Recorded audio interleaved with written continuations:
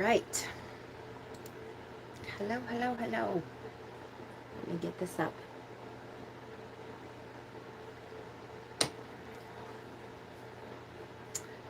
Does not feel much like Ostara time tonight. It's cold. Burr.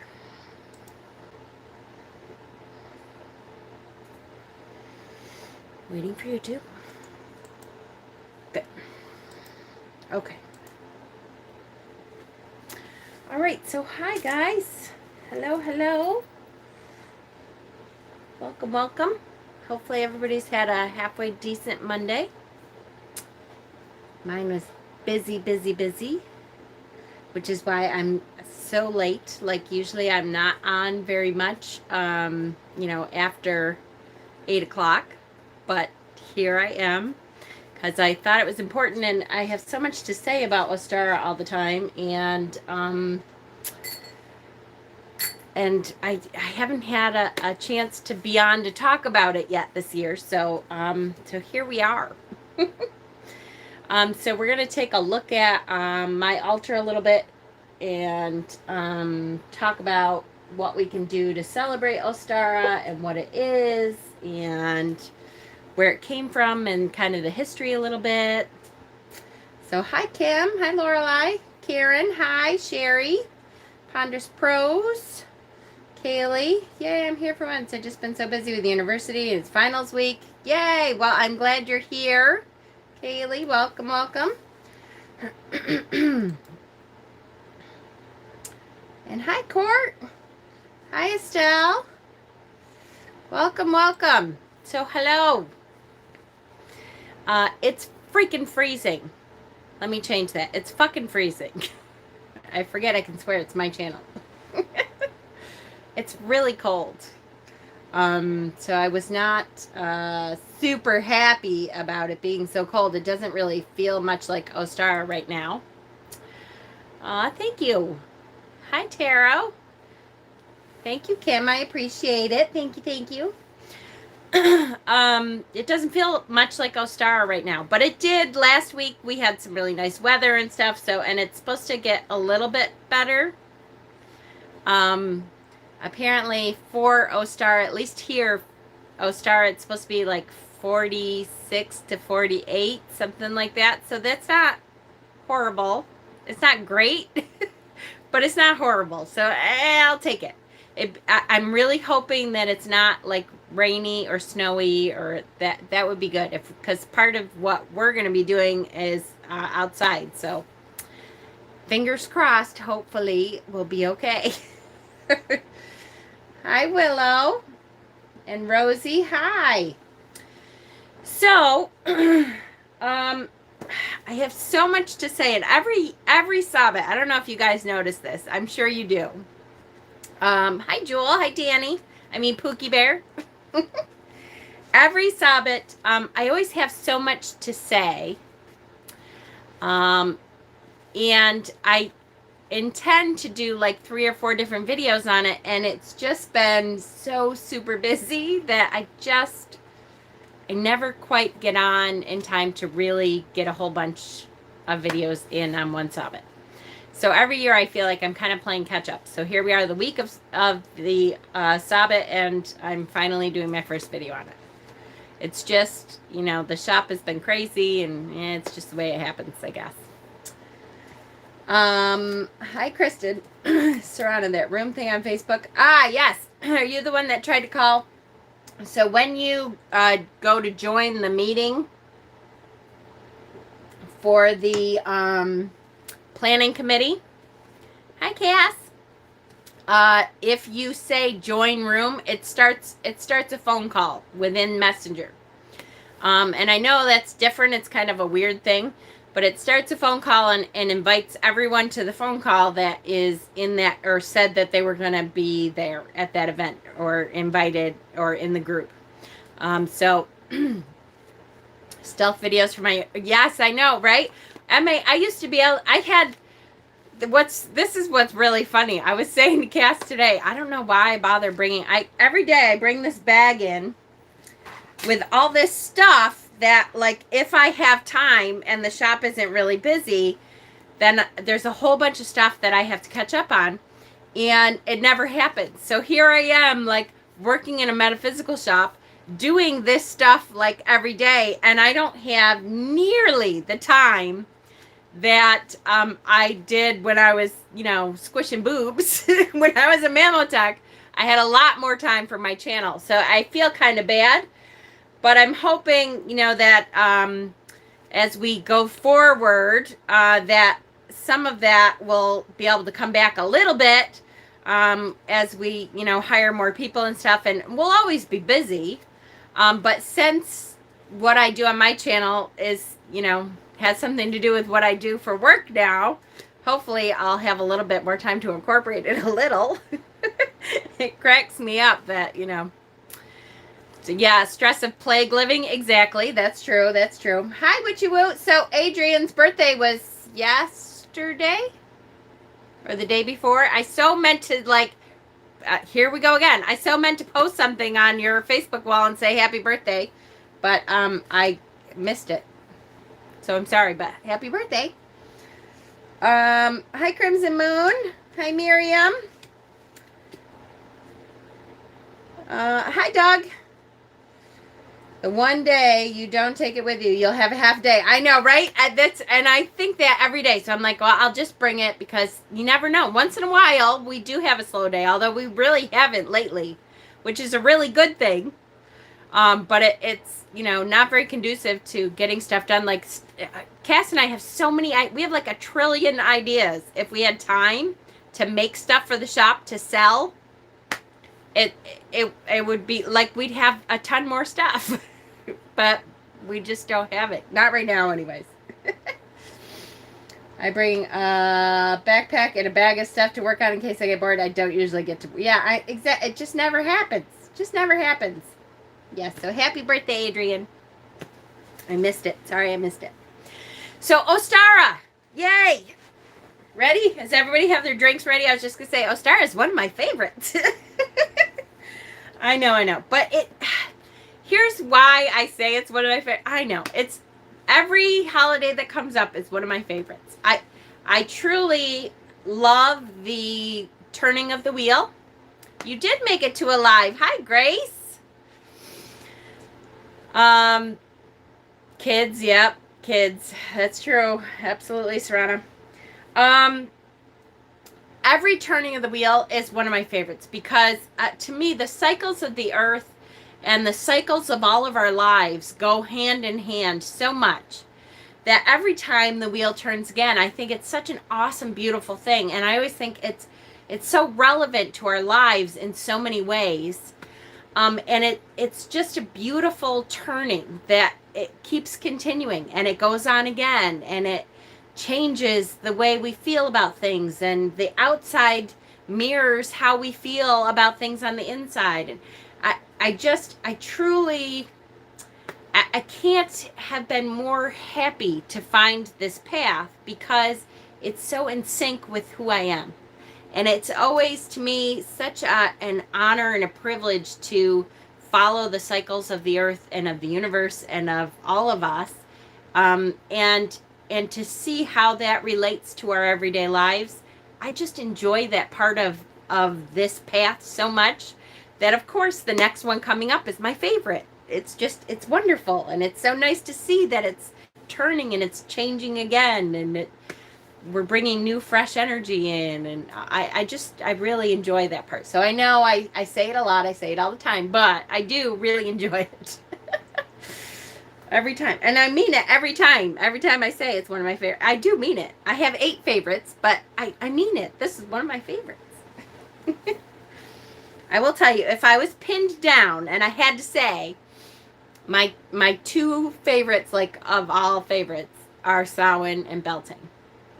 And they are directly opposite of each other. And I think that's, in both cases, the weather is nice. It's not too hot. It's not too cold usually. And there's such joyous celebration times that those are probably my 2 absolute favorites. Like that, when I'm not just saying that because I love the changing. That's it. You should call it all my favorites. Right? That's a great idea. all my favorites. I love to live fully in each one. Absolutely. And I feel exactly the same way. I love to really be in sync with the earth in each one. I feel much more connected with the Sabbats than with the, yes, traditional holidays. Yes, absolutely. Samhain and Beltane are my favorites. Favorites, drink. That's because Beltane is about Chihuahua, time to bring life, and Samhain is about death. Absolutely. And it's such a huge celebration to me, both times.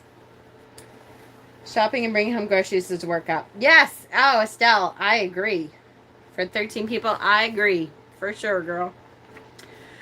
Okay, so I have marked several passages, and we're going to talk a little bit about what exactly Ostara is. I know, up, down, up, down, up, down, up, down.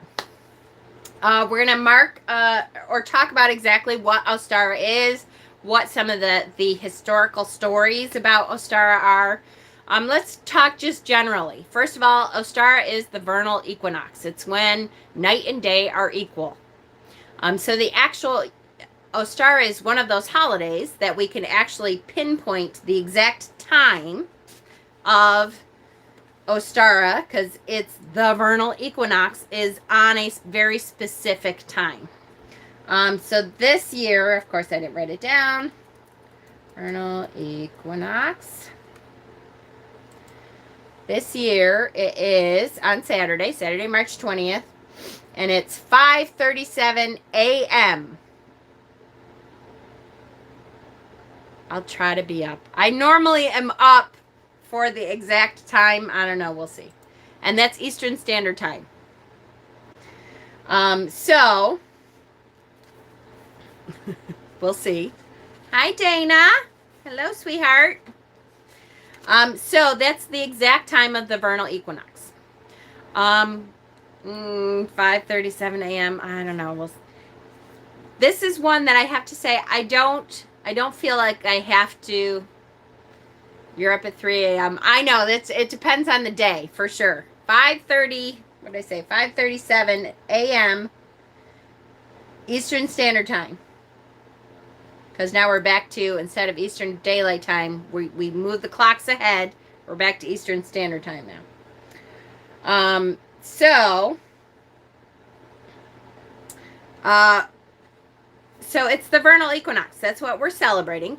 There's several things that pagans have done that go along with the vernal equinox. It's about spring coming forth again, which is what brings in all the fertility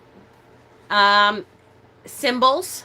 So you look at the eggs and the hares, the Easter bunnies, and the spring flowers, and all kinds of fertility symbols. And that is because with spring comes all kinds of new beginnings. Things are starting to grow again. In the story of the god and goddess, the goddess is beginning to bleed. She comes into her own.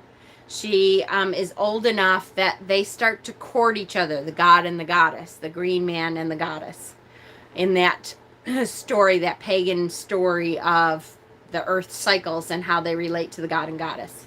Hi, Raven. And so everything starts to bloom, right? When we talk about blooming, that's why the goddess has gotten her fertility on. Her menstruation has started. She's a woman now. Her and the god start to flirt, to court back and forth. So everything starts to become anew again.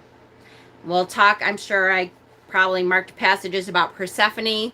The story of Persephone going down into the underworld for the dark half of the year. Well, Ostara is when she comes back.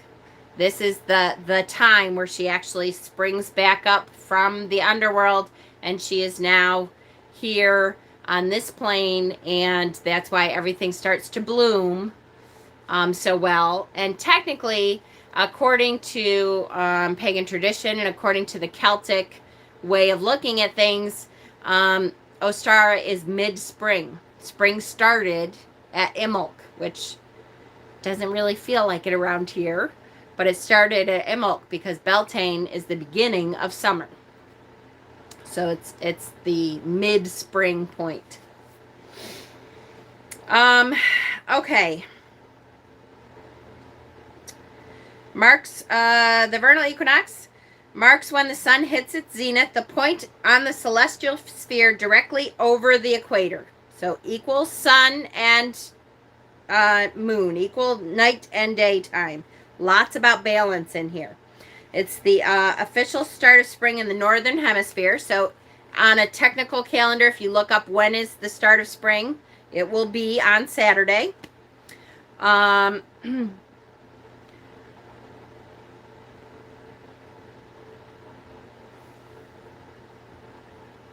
Depends on where you live, whether it's truly equal night and day. If you live on the equator, then yes, it's truly equal night and day. It's about a lot of different traditions of goddesses. There's lots of different traditions there. And I will tell you ahead of time that none of them, and you may be surprised to hear this, because a lot of pagan traditions we think have been around for thousands of years. We won't see a March 21st Ostara till 2101. No kidding. Hi, Owl's Perch. So we tend to believe that we have the oldest traditions. And when we're talking about having holidays that mirror the cycles of the earth, that's true. But I have to say that in several of these holidays, of these sabbats, there is not concrete evidence that our ancient pagan ancestors would have celebrated something called Ostara. There's a little bit here and there. There was a goddess, Eostre, from the Germanic tribes, pagan tribes. And there's stories that go along with that, but it's kind of wishy-washy. It's not real concrete as to, was she really a spring goddess? How did that go about? What they do know is that good old Jerry, Gerald Gardner, the eternal pervert that he was, and I'm sorry if you're a strict Gardnerian Wiccan, I'm sorry, I know. I shouldn't do that. Except I do tend to think of Gerald as a big perv. But he was a brilliant big perv who really started a whole lot of our traditions for us. He is the one that kind of came up with the 8 different sabbats. He actually came up with 7 sabbats and then added the vernal equinox was actually the last one that he put in there to make it the 8, about 6 weeks apart. And he based them, a lot of them, on ancient traditions. But some of them, like Ostara, there are not really concrete evidence of they worshipped a goddess named Eostre, who, the story was blah, blah, blah, blah, blah, goes down, decided the calendar. Yes, that's true. Yep. However, I have to say, sorry, I meant a visionary perv. Yes, exactly. He was a brilliant pervert, but he was still such a perv. And if you ever read stories about Gerald Gardner, you'll know what I mean. I give him all the credit in the world because I don't think a ton of our pagan traditions would be what they are today had Gerald Gardner not really sat down and made a whole lot of the traditions that we now hold true. But he did take a lot from ancient traditions, but this was one that was not one of those ancient traditions. Yes, you can definitely feel everything waking up. And I will tell you today, as a matter of fact, I did a reading today, a tarot reading, and I did a Reiki session. And in both, when I connected, and if any of you know me well enough to have gotten a reading or something from me, when I do a reading, when I do Reiki, I'm usually asking your spirit guides. I'm trying to connect to your spirit guides. where they reside, which I call the Nematon, that comes from a Celtic tradition, and trying to figure out what is at the door. Well, since COVID hit, I think I've said this a couple times, since COVID hit, I have only been able to see literally what opens the door. And usually since COVID, it's been, Gerald wasn't nearly as bad as Crowley. Oh, right. I know Crowley was a little loony too, for sure. But since COVID hit, literally all I've been able to see is something peek around the door. I have not had, it used to be I could, in a lot of spirit guides, in a lot of Nematons, I could go right in and they would allow me to see what was in there. Since COVID hit, I really have only been able to see what has opened the door for me. And they're really guarding the door. However, today was the first day that in 2 cases, they opened the door. Now, I still didn't go in, but they opened the door and I was able to see a little bit more of what was actually inside their Nematon. That is the first time since COVID hit. And I do think that that has a lot to do with Ostara coming, with everyone feeling a little bit more like new energy is coming because the COVID vaccine is out now, and we're hearing that it's working very well, and that hopefully everyone will have access to it this summer at some point. So a lot of our outlooks, I see in Crocuses release, yes, snowdrops for a few weeks. Yes, for sure. Grandma, thank you. Grandma Grace. Thank you so much, sweetheart. Hi, Hexen. A lot of that new, fresh energy, I'm really feeling a lot of that come forth, and definitely about spring. Grace, that's so sweet. Thank you very much. I really do appreciate that. Thank you. I've seen snowdrops too. Not much, Mikey. You're all right. Hi, Sonia. So, anyways, where the heck was I? You know I go off on tangents, Mikey. You know you didn't miss very much. Finally, I do feel like that spring is starting to hit. Eostre. So, several traditions. Eostre was a goddess. They don't know a whole lot about her. There was only a couple written instances of Eostre, and where where they celebrated her, and it wasn't necessarily about spring, they don't think. There's a couple hazy things. But it will, I've heard about a lot of problems with a couple of the jabs. Yeah. I have a few problems, but compared to what COVID has been, it's all right. Even if you get a black and blue arm and a fever for a while and stuff, it's way better than what COVID has been for the last year now. Hi, Tammy. Welcome. If there's ancient origins of Easter, it's more likely to be Ishtar. Yep. There's not a lot of evidence of that. There's not a lot of evidence of a lot of them. For sure. However, there is a little bit about Eostre. So, let's talk about the... I don't want to do, I don't want to go into a whole lot of history. What country is Ostara? It's Anglo-Saxon, because Gerald Gardner kind of put a lot of oomph into it. I'm not going to go over every single instance where Eostre was mentioned. I will tell you the first mention of Eostre was in 725 CE, and that was the first written down mention of Eostre. And it wasn't until 1874 that Adolf Holtzmann, in one of the in one of the writings that he was doing, stated that probably the hare was a sacred animal of Ostara. So it really, is kind of hazy, that the origin there. One of the modern stories about Eostre was that in the story of Eostre, we're told that one day in the winter, she found a poor, helpless, injured bird who was dying. In order to save the bird's life, she turned the bird into a hare. Now, there is evidence of us ancient pagans worshiping shape-shifting goddesses a lot. And so that has a lot to do with a lot of these stories, is the shape-shifting part of that.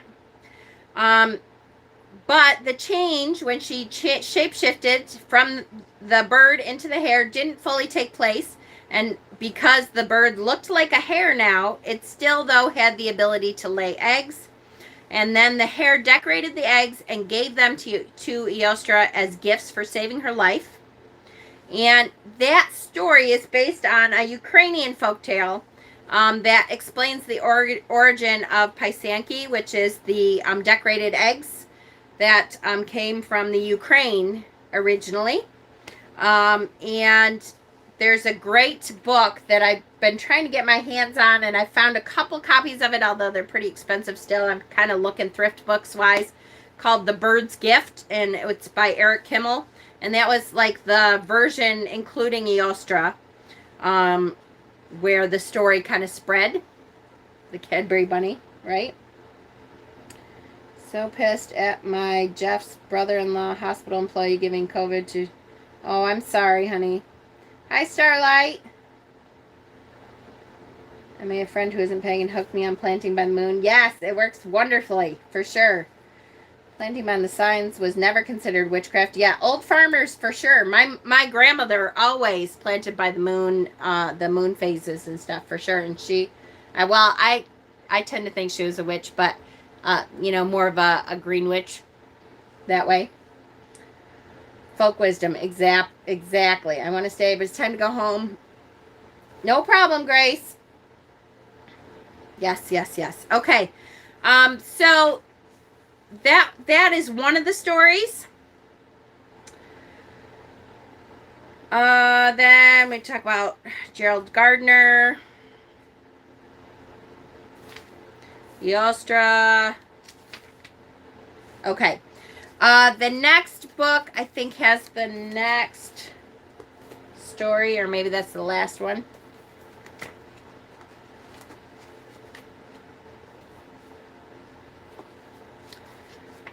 All right, so where does a lot of this energy come from? And it kind of comes from the earth. If you look at what's going on around the earth, it totally goes along with what we have on our altars and stuff. Hi, Justin. How are you, sweetie?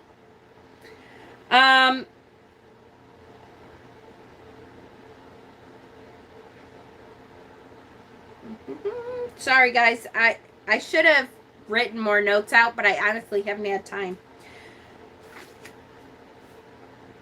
Okay, so you've heard the phrase mad as a March hare.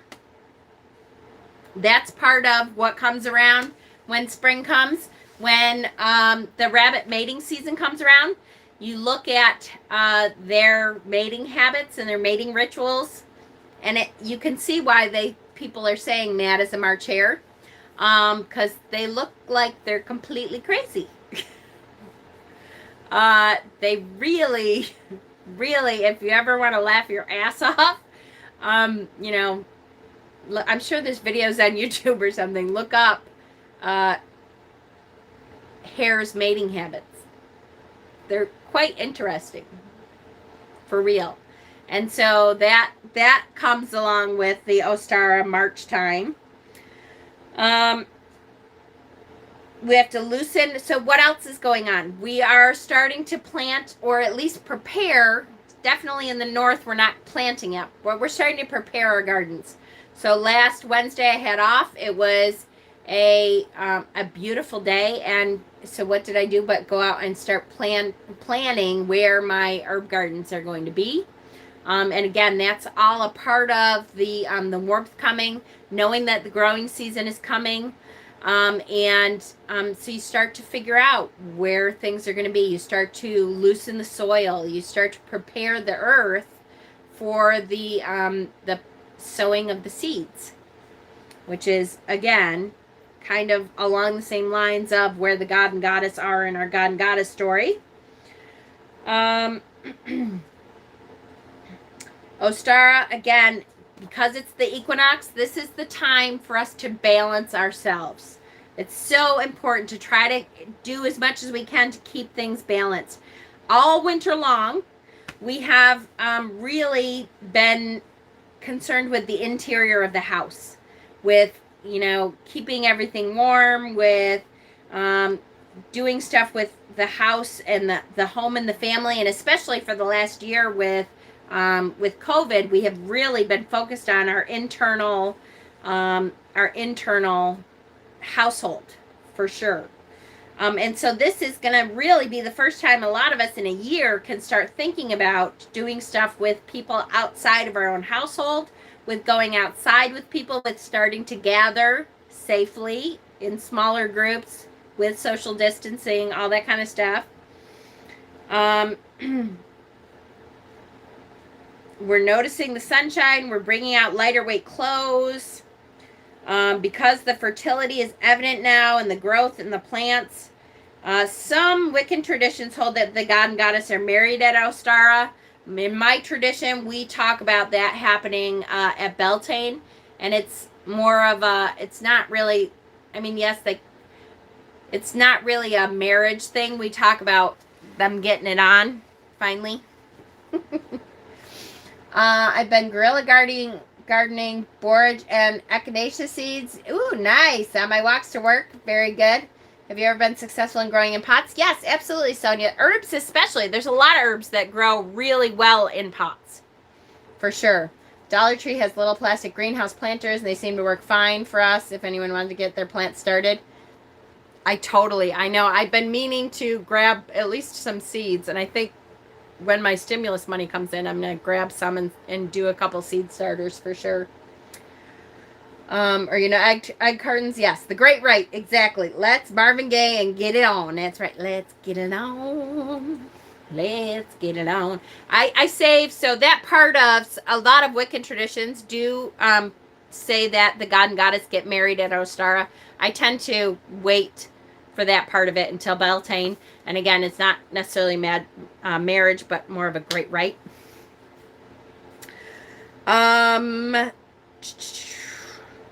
So how can we participate in the fertility, the world's increasing fertility? How do we participate in that? So many ways, right? I was the queen of thrifty witching, beginner on a budget. Aw, thank you, sweetheart. So many ways. Absolutely. We can, the gardening, preparation for planting, for sure. The green man aspect has been respected around the world for thousands of years, for sure. Animal husbandry. Some beasts are mating now, and some have been aborting since Imbolc. Eggs, hares, snakes, right? And so can you think of why snakes would be important during this time of rebirth and renewal? I kind of give it away every time. I shouldn't say so much. I know you know. Because, and I'm sure somebody's going to say it with the lag. I'll try to wait. I'm so bad. Shedding, that's right. Because snakes shed their skin. And so snake skin shed...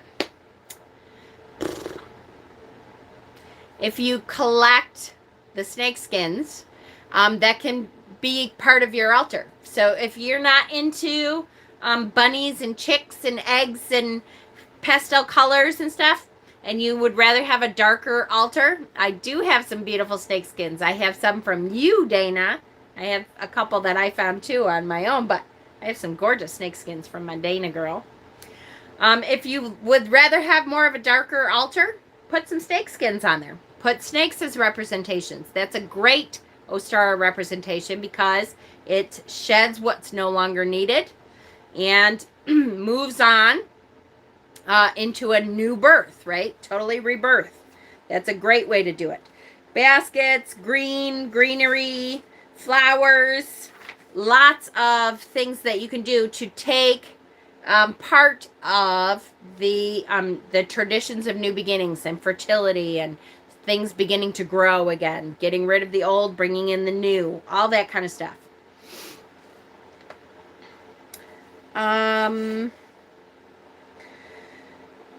The the other part of the Ostara traditions that a lot of people don't really talk about. Not into the eggs. So many snakes growing up. Perfect. See? And a lot of people. Pussy willows? Yes. Absolutely. That'd be great too. I was at a zoo that sold snake skin. Really? No kidding. We've already, wait, somebody said, oh, we've already got our peanut butter, salt blocks, and apples out for our deer. It's costing a lot now with 75 acres of wildlife to feed. Woo! They won't starve without you, Dana, but yeah, I hear you. It is a lot. I'm mid-Atlantic, south of New York State, so I've been in the garden for a few weeks now since we didn't do anything last year. We're all going out this year. I know it. It's so great. I'm so excited.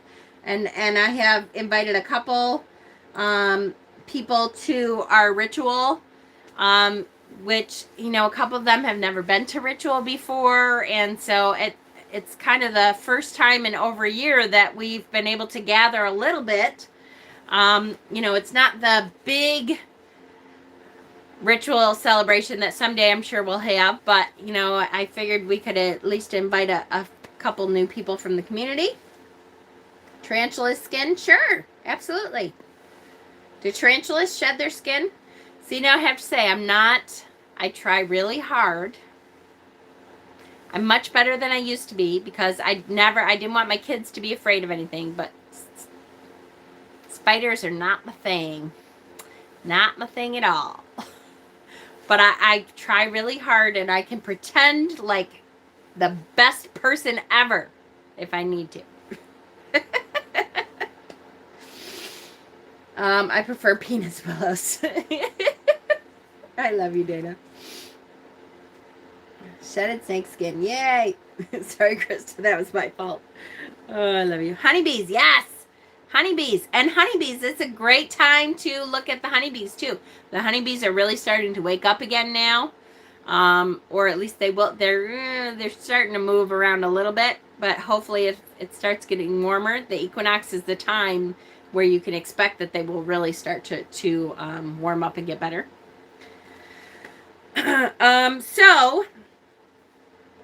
Many of us are familiar with a lot of the Celtic stories. Less of us are more familiar with the Teutonic side of our heritage. The Norse and Teutonic legends up in the northern part, like in Denmark and Sweden, that kind of thing. In the Danelaw, the northern paganism had a strong influence on the Ostara traditions. Odin became Wotan, and there were some other changes, but our English forebears were familiar with Teutonic stories, and so should we all be.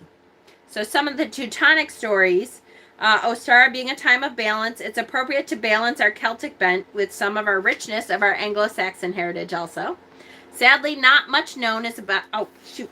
Hold on. I meant to, when I did this, I forgot. I meant to get out my runes real quick because one of the things we're going to talk about a little bit is that there are a couple of runes that have to do with... Let's hope I can find them quickly. That have to do with Ostara. What? Yes. There are a couple of runes that have to do with Ostara. Only if I can find them. Oh, here's one. Wait. Here we go. Yay, I found them. Okay. And this comes from our Teutonic heritage, the northern traditions of northern Vikings, Daneland. So the first one, Ostara Eostre, was a goddess of spring. The first one is birch, which this is birch. See how it means goddess? The birth, goddess, birth, and nurturing. This means goddess. Tell Cass, I know my bill from Saturday night will be atrocious. Hope I get a stimulus soon. Okay, Sonia. They come to me and I feed them hot dogs. Then they try to eat my face. Dana, I love you so much. Then they try to eat my face. Yes, raccoons that have not been raised by humans do not enjoy us very much, do they? They love that we give them food, but they definitely, little trash pandas, are not fond of humans because they're afraid of us. So, this is the first rune that has to do with Ostara. And it is about Eostre, which was one of their goddesses. This is Berkana, which is pronounced birch, technically. And Berkana, birch, can look like, what does this look like? If we're looking down on top, it looks like a woman's breasts.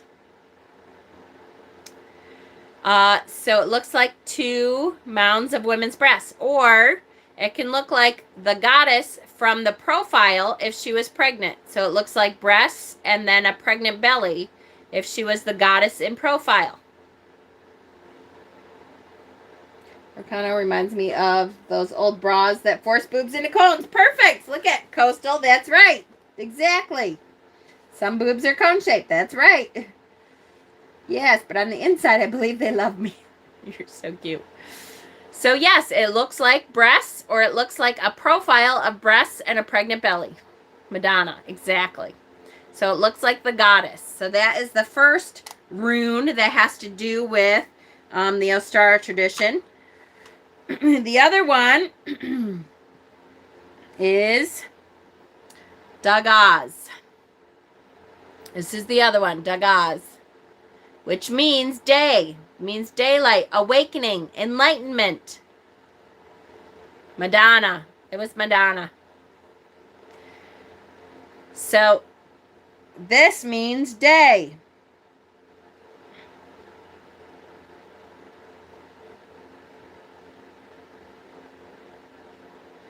Emergence of an agricultural society. Okay, Berkana looks like her breasts and a pregnant belly from the side. Berkana symbolizes the emergence of an agricultural society based on settled villages, which replaced the hunting and gathering society. The earth receives the sacrifice, the seed, at Mabon. And it's everywhere, right? The earth receives the sacrifice at Mabon. Remember, all about Mabon, we talked about the god giving himself up as a sacrifice and planting himself into the earth. He becomes the seed of the earth.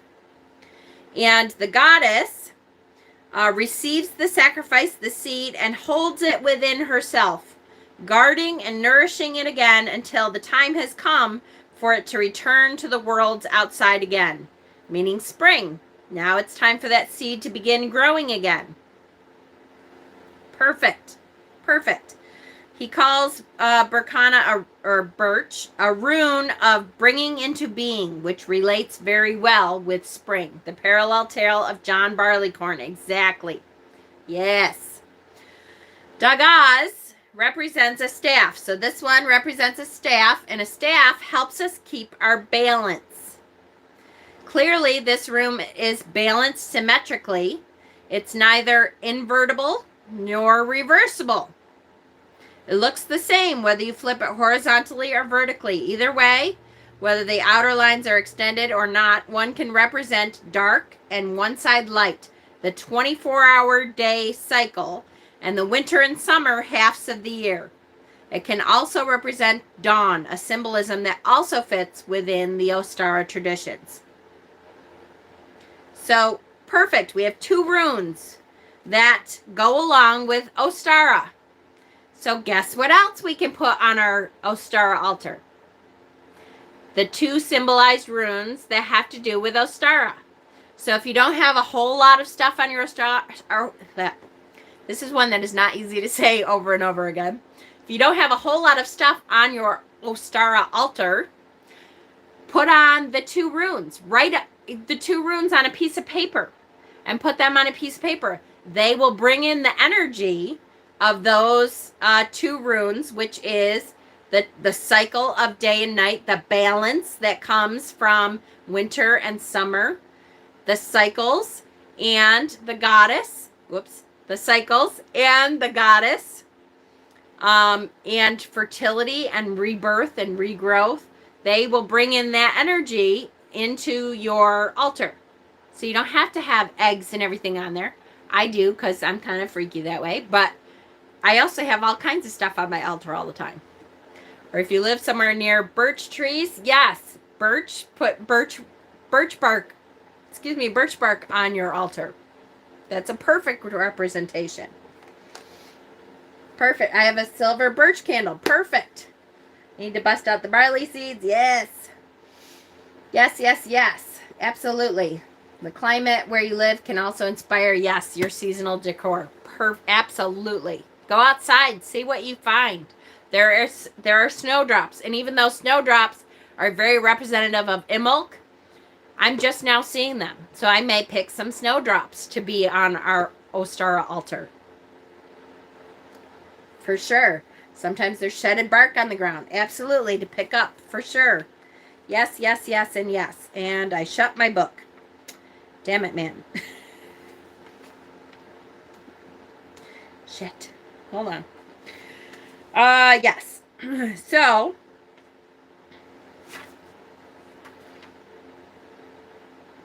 ba-ba-da.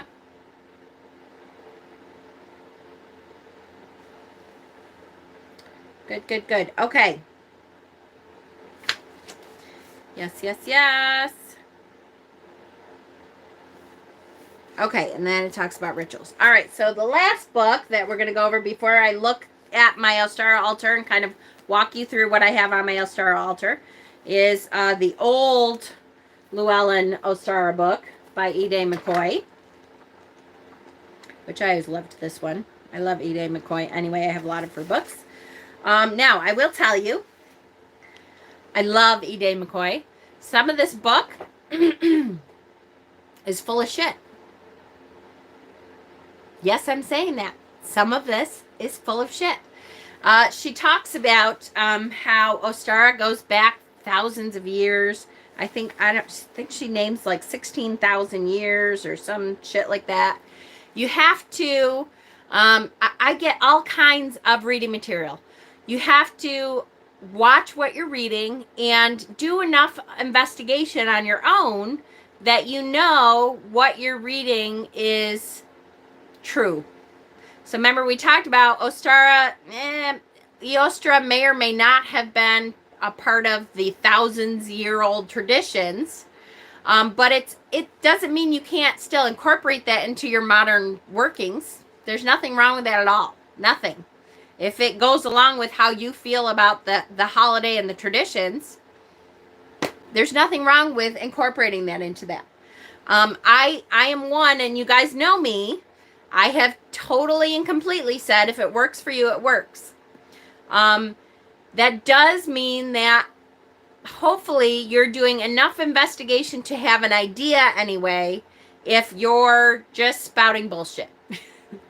and it's okay. It's like I said, if you feel like the goddess Ostara story totally resonates with you and makes you really feel the traditions of the holiday, that's okay. It's not a big deal. There's nothing that says you can't use that. I use all kinds of stuff in my traditions that may not have 1,000-year-old tradition behind it. But it works for me, and it makes me feel the tradition of the holiday. And that's fine. The folk history of Wicca was part of the older claims of neo-pagans. What we know as paganism is decades old. Exactly, but doesn't need to be old to be meaningful. Exactly. And that what we do know is that there were pagans for thousands of years. Thousands and thousands of years they were pagans. It's harder to know exactly how they celebrated things and exactly what they celebrated, because a lot of the written workings from then are not around anymore.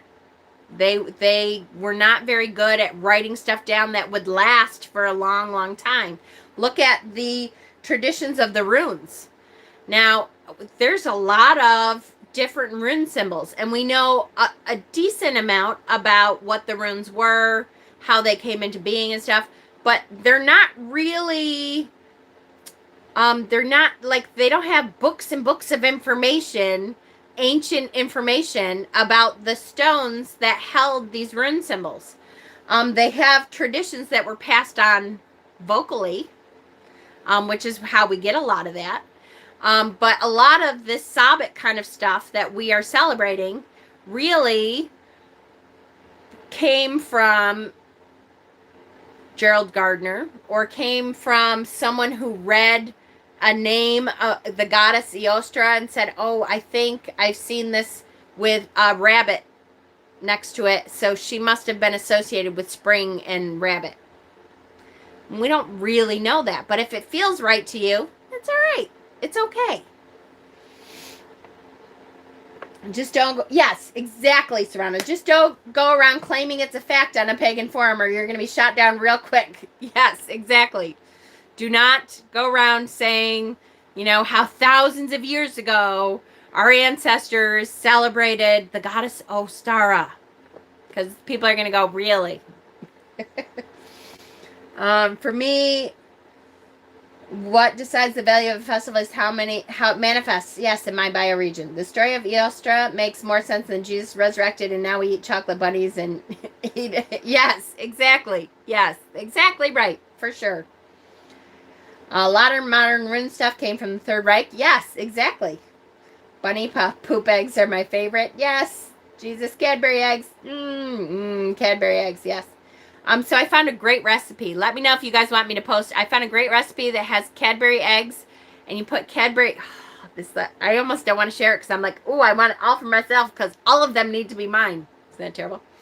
Cadbury eggs you put in the middle of cupcakes, so that as you cook the cupcake, the Cadbury egg melts a little bit, and then it's like a pocket of goodness in the middle of your cupcake. Yeah. Right? So good. I'll post it in the page this week, I promise. Yes, it sounds good, right? Yes. I'll post it in the Facebook page. And Dana, I will text you the recipe. I hate Cadbury eggs. They're so sweet. Will you do a book recommendation for your... Yes, for your witchy knowledge. Yes, I have. You mean for Ostara specifically, Adrian? Or like, although it's old now. But I did a book recommendation in the beginning of... It's so bad. I have to go look back to my beginning series. But in the beginning of my beginner series, I did, what books are good for beginner pagans. I did do that. But if you want an Ostara book kind of thing, I can do that too. In general, I can do that. Or I'll at least post the link for that one. I keep saying, oh yeah, I can do that, and then I never quite get to, I have so much on my plate that I'm like, I gotta get to this too. But I will try. I promise I will at least post that link. Yes. Okay. So here's another one of the stories that is associated with Eostre, with Ostara. It's called Ostara's Eggs, Eostre's Eggs, and the Legend of the Easter Bunny. And I like this story. So, of course, I told this story to my kids. Of course I did. And there's nothing that says you can't tell this story to your kids. The other thing, I don't even know if I can talk about it this year. Remind me towards the end if you want to hear about St. Patrick's Day. Because there's another thing that goes along with that since St. Patrick's Day is almost here. I usually post on my Facebook page about it, but... Okay, so the Anglo-Saxons hailed Eostre as the goddess of spring, the greening earth, and fertility. Her name means moving with the waxing sun. Around the time of her festival, on the day when light and dark are equal, the local animals began giving birth or going into their sexually receptive cycles, named estrus period. Yeah, I'm never going to be able to speak. Estrus periods, after the goddess. From the fiercest to the most humble, the woodland animals, who also worshipped and loved Eostre, would play in the warmth of the spring light and feast on the new vegetation that she provided. One of Eostre's devotees was a small hare, who wished very much to give a gift to his goddess, but he didn't know what he could possibly offer that would be of any value to her. Then one day, while foraging, the hare came across a fresh egg, a very prized commodity indeed.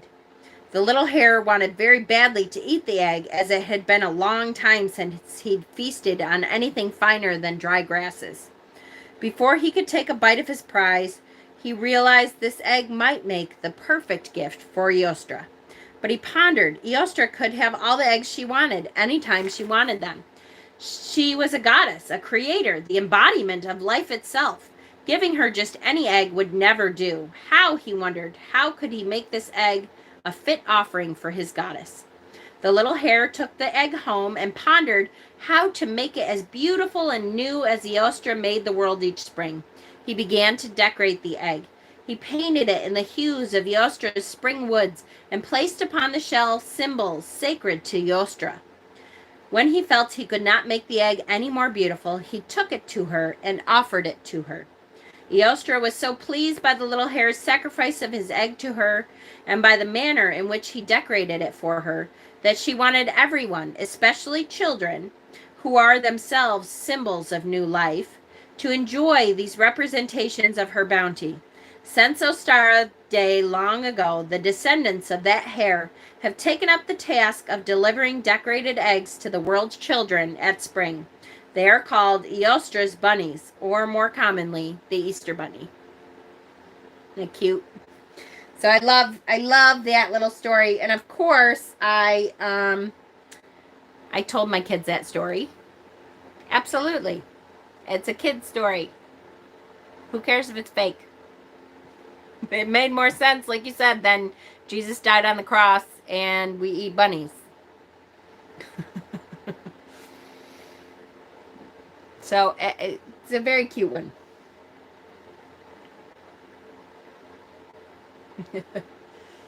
Yes, estrogen very much tied together. Yes, absolutely.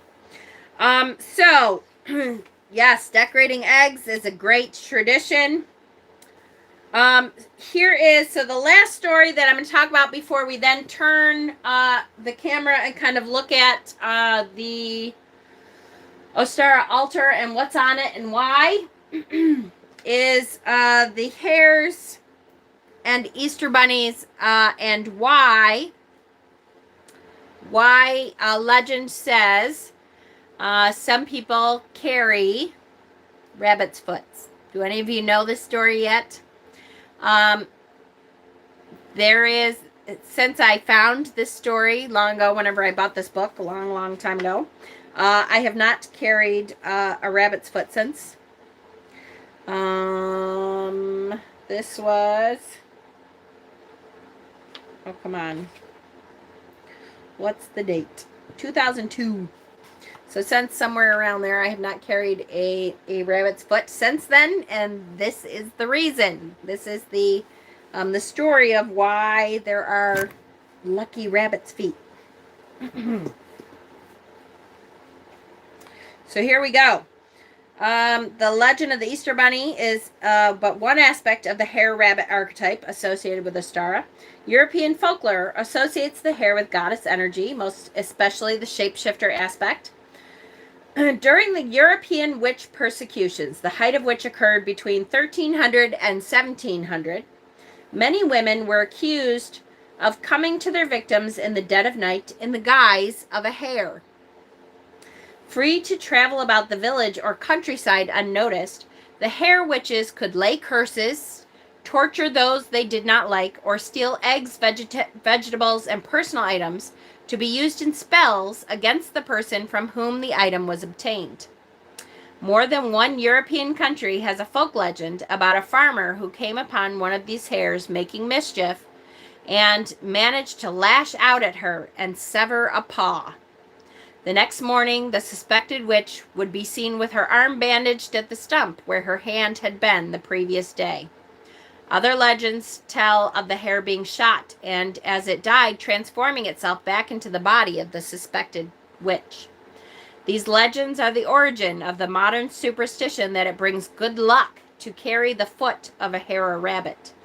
In the end of those folk legends we just explored, the farmer who took the hare's foot would keep the severed paw so he would have power over the witch from whom it was taken.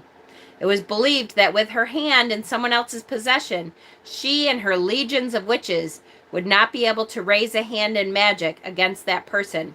Hence the idea that the hare or rabbit's foot brings good luck.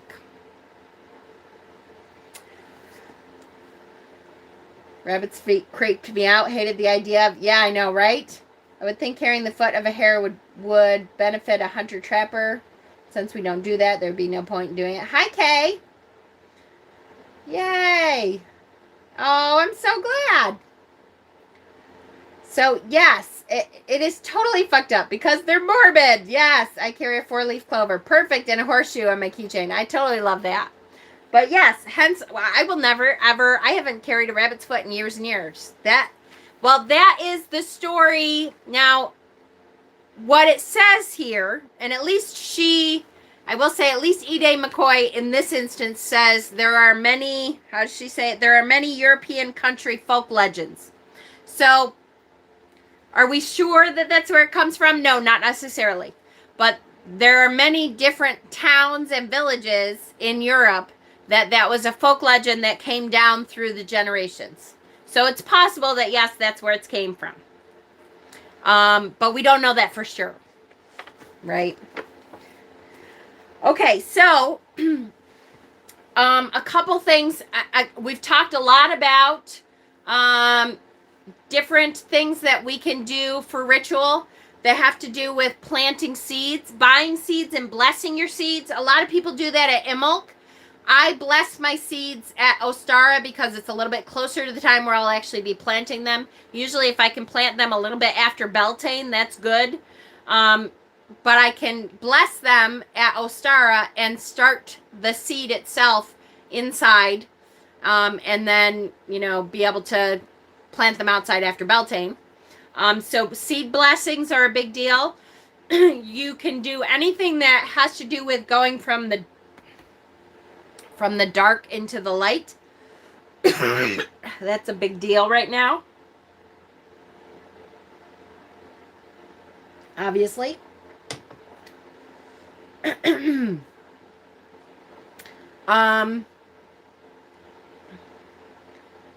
Keep in mind that back in the 70s and 80s, there was a lot of feminist herstory, incorporated into Wicca and neo-paganism. So witch folklore was also edited. Exactly.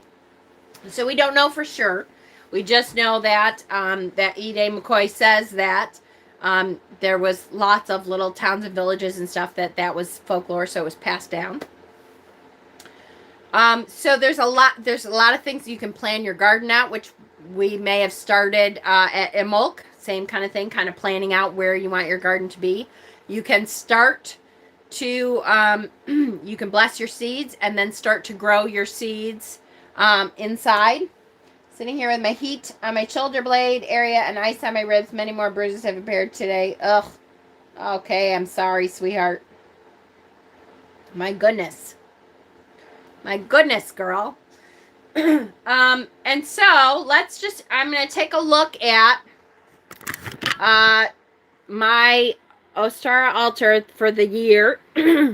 And we'll talk a little bit about everything that's on it. Everything, for the most part, this should be fairly self-explanatory. Like I said, I'm one that I happen to like all the pastel colors and stuff. I will also put, like, snake skins and stuff on my altars also for Ostara.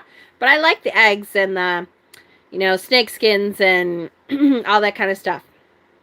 Barry just asked if I wanted to bless his seed. He said, you said to do it.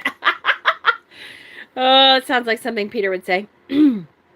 So I have a male bunny who's carrying the eggs. I also have a female bunny. So they are my god and goddess representations. Here is the male hare and the female hare. Again, fertility. If you've never seen bunnies get it on around March, do try to take a... It's kind of really fucking hilarious. They literally like bam, bam, bam, bam, bam, and then the male passes out usually, and it's kind of funny. So I always have some kind of sabbat card This is from Raven Gramasi's deck. I have lots of bunnies. This is, isn't that funny? Dana, you're here, look.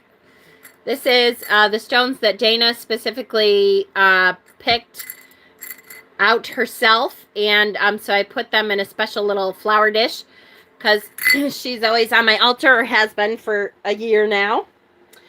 I have my stone eggs here. I have eggs and eggs and eggs and eggs. You know, carrots are for fertility spells. That's right. I have my bunny candles. I have my little birdhouse, my spring birdhouse, because, you know, things are coming back. And down at the bottom there, there's the little duckies. Amethyst and lepidolite and fluorite eggs. I have egg candles. I have my bunny candle. I have eggs, which when Ostara is over, then one half of this will be the egg, and then I will have my peens on the other half. Yes, I cannot wait to get all my penises and put them on the altar. I have offering dishes for both the god and the goddess. I have my little bunny here. Lots of candles, lots of spring colors, because I want the spring to come back. That's what I'm looking for, is for that spring energy to be able to come back. I have moon gazing hairs. My cauldron, that is the goddess's womb. So that's what the cauldron and the chalice represent, is the goddess's womb. Bunnies, more bunnies and more bunnies. This is my Ostara bell, very early spring. That one my grandma actually painted. I have my new big huge egg candle, which I probably will not, I have to say, I probably will not burn. Another moon gazing hair. Bunnies, bunnies, bunnies. This is my springtime chalice. What else? Then it comes up here, and I have chicks and bunnies and more chicks and more stone eggs, because I can't have enough eggs. My ewes I keep on the altar still from Imilk. They just move over into Ostara. More bunny candles. Tulip with candles. I do a lot of candles. I'm a big candle person on my altar, so that is my altar. See my big egg light? It's hard to see.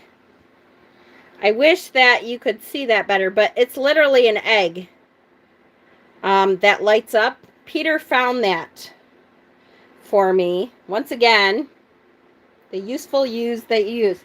Once again, my husband, I just love Peter because he's so good to me. He really is. Now, here he is. He's a Christian. If you didn't know that. I say it all the time, but he's a Christian. He's so with whatever my path brings me, he's totally fine with, and will help me very often. Like this year, he's making my Ostara bread again. He found me that egg at Goodwill one time. He went to Goodwill and found me that egg. I just love them. Have you seen the B-Day cake peeps they have this year? They've got multicolored sprinkle spots. It's so cute. Love your runestone. Thank you. Does Peter make bread in the shape of a penis? For Beltane. That's for Beltane. He'll make Ostara bread, which is bread with colored Ostara eggs in it. For Beltane, we have penis and vajay bread. And we do literally have penis and vajay bread.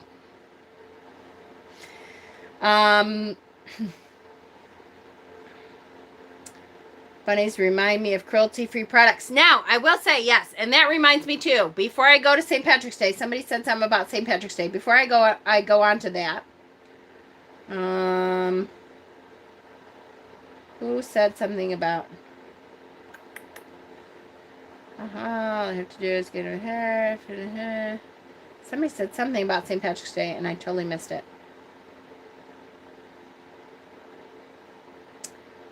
Oh, related to St. Patrick's Day, I had my first shamrock shake. Oh, yes.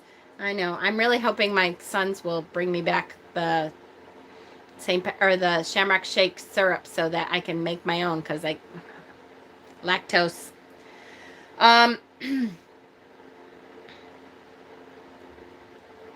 Oh, bunnies. Let me just say, as pagans, one of the things that we are doing a lot this year, remember we started talking about, I hope you all watch that movie. If not, please watch it. It's really good. The movie is called, it did not get nominated for any Oscars, so I was disappointed. But there is a movie on Netflix, and it's called Kiss the Ground. It's a great movie. As witches, we follow the cycles of nature, which means we really should be doing everything we can to help Mother Earth. And let me rephrase that, because I try to say it this way a lot. Mother Earth will go on. She doesn't give a shit if we kill the things that we need to survive. Mother Earth will continue. It's us that we're killing. So we really need to keep her healthy, though, so that we can be healthy for her. And that's a good way to do it, is the things that they talk about on that movie. It's called Kiss the Ground. Please watch.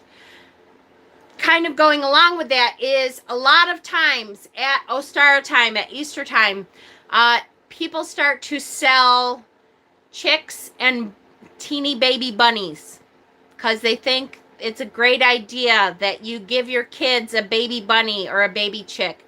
Please do not do that unless you are fully prepared yourself to take care of them for life.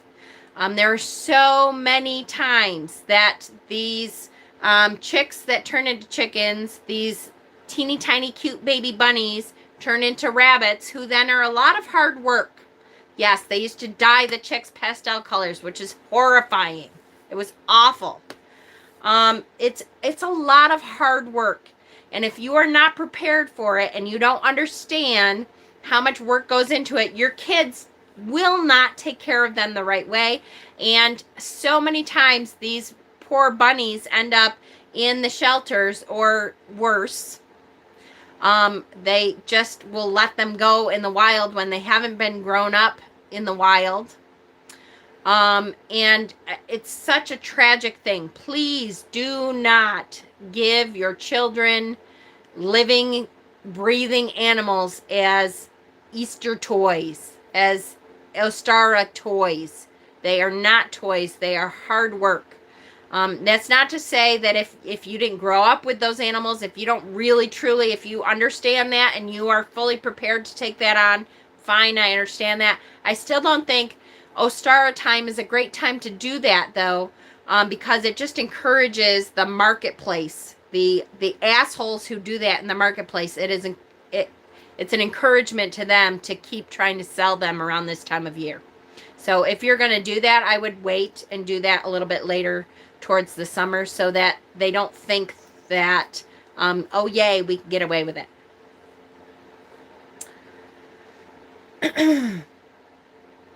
I love my chickens. I miss the hell out of my chickens, but we were unable to keep them because our neighbor turned us in, assholes. And we gave them to very responsible, people that we knew would take up their care and would take care of them very well. And I still would have chickens otherwise because I loved them. But yes. Yes, yes, yes. They are living beings. Yes, not toys for photo props. Yes, oh my gosh. And then just toss aside. I hate that. I hate that. Yep. I would love to have the land to raise chickens and bunnies. I know, right? Absolutely, for sure. But, whew, just don't do it unless you absolutely know what you're doing. And again, I would much, much, much rather see, if that's something that you really want to do, is have chicks and stuff. I totally get that. I have done that. I've raised chickens. But don't do it around Easter time, around Ostara time. Because it just encourages the assholes that breed them for this time of year, and I hate that. I would rather they think, people don't want to do that anymore. That is still happening. Yes, that is still happening, for sure. It is. Okay, really quickly, and then we will be done because we've been on. Can you have them now that you're a homeowner? I still can't, because now we're in a park. I'm in a trailer park, and I still can't. I mean, I'm sure I could have a couple and keep them on Cass's land or something, but for right now, we're okay. Yeah, buy farm eggs that are naturally blue and green, for sure. We used to have a lot of green ones. They were beautiful. Is there a fund or something that we can donate to for us that can't go to Witchypalooza? Stay tuned. I need to get through Ostara, and then I will finish up all the talks about Witchypalooza. Next week, I will have a big Witchypalooza talk. And yes, there will be a fund to help us out. There is definitely going to be a fund, and I will set that up and everything next week. Stay tuned next week. It's going to be a big Witchypalooza week because there's a lot going on that we have to settle and everything. So I'll have a big talk about that next week. St. Patrick's Day. So when I first became a pagan, I bought into, if you become a pagan, one of the first things that happens a lot of times is people will tell you stories about why you should be mad at other people for this and that and the other.